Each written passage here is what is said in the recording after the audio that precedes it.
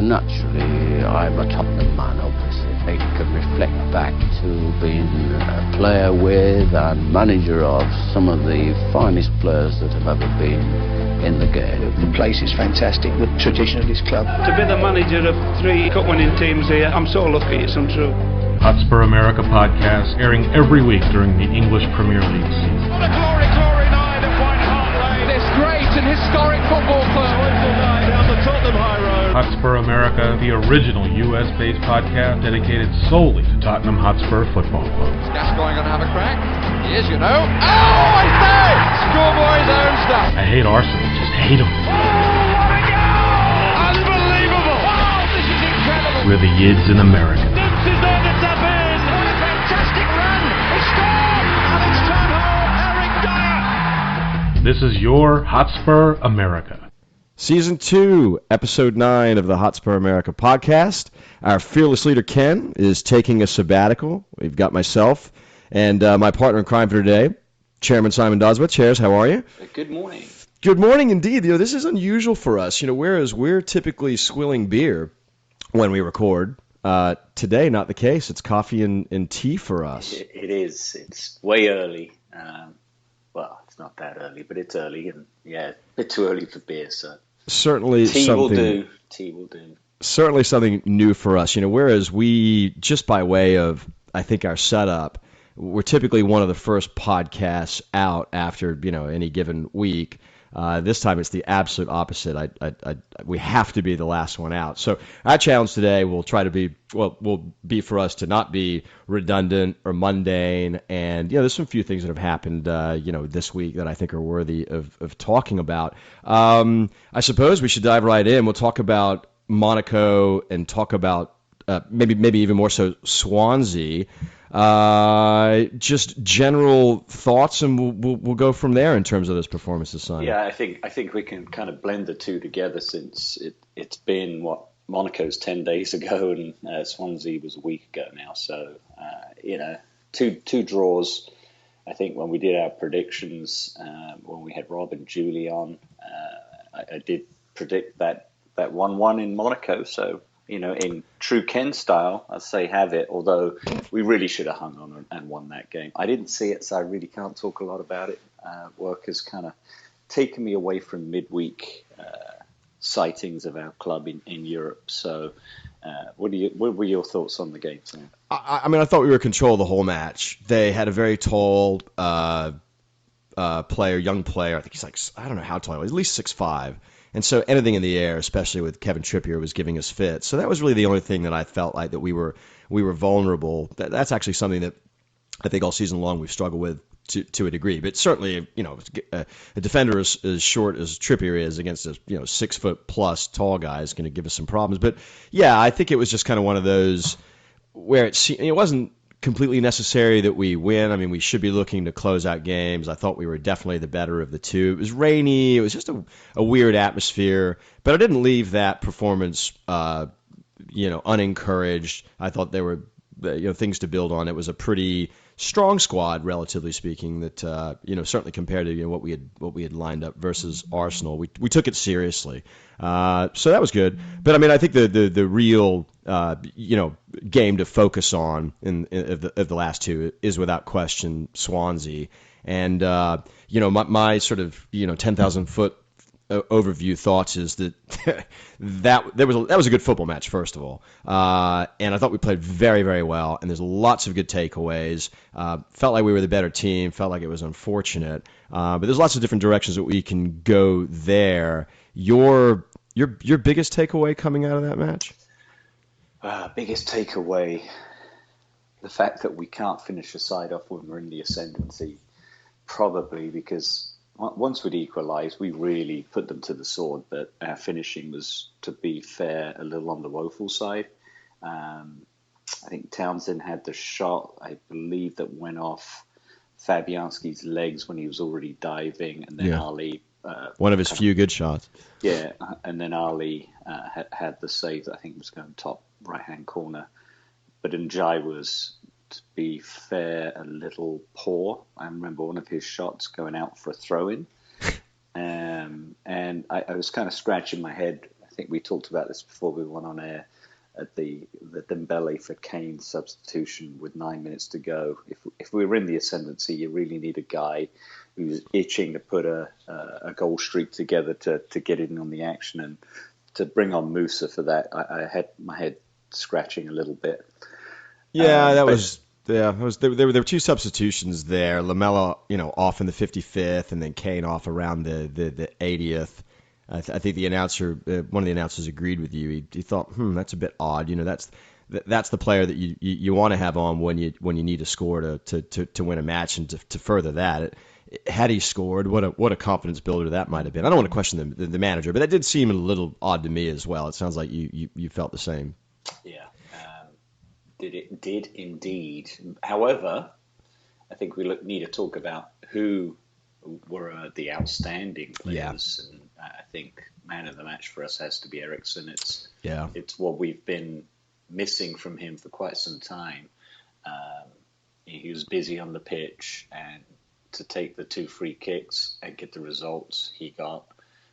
Probably a little fortunate on the first one. I think everyone would agree that Fabianski was moving to the wrong side, and he was definitely very lead-footed when the cross came in, and arguably could have done better. But the second one was pure quality and pretty much unstoppable.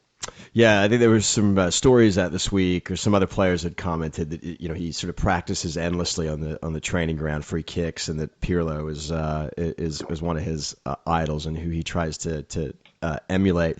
What I felt was interesting about him was I finally felt like he was in charge, and maybe a slightly different topic, but when I watched the match the first time, and when I watch it in a group setting, and I don't know whether it's the same with you, I just have a hard time really seeing things. And so, I record it, and I come home, and I probably watched that match more than I've watched any match. And maybe I watched it more because it was just really, really enjoyable. But my point to all this is that I missed how good he was the first go around. Like, I was kind of thinking, like, within the confines of what Ken has been talking about, which is, in fairness to him, I think he's been right, is that, he hasn't been very good. I mean, really, he hasn't since really, the spring of last year.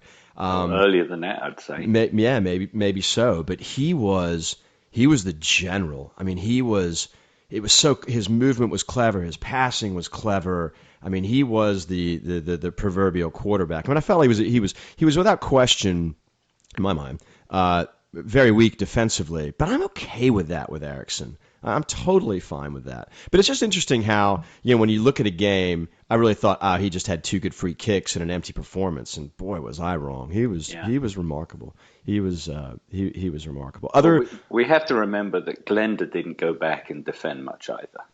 Yeah, and there's no question that Poch's ethos, right, is built on a sound defensive foundation. I mean, that obviously wasn't apparent last year, but our success this year, I think, is bred from that, that very strong back four that we have, and so it may allow for that kind of luxury player to maybe not have as great of a defensive focus and ability as some others. And what we've seen all year long, we've talked about this a lot, is this team approach that no player necessarily has to be perfect because there's a guy behind him that knows where he needs to be should the primary defender sort of fall short of his responsibilities. So and maybe that's a good segue. Back four, thoughts, takeaways? I thought they were strong again, although I think we could probably pick apart some positioning and some performance in Swansea's first goal.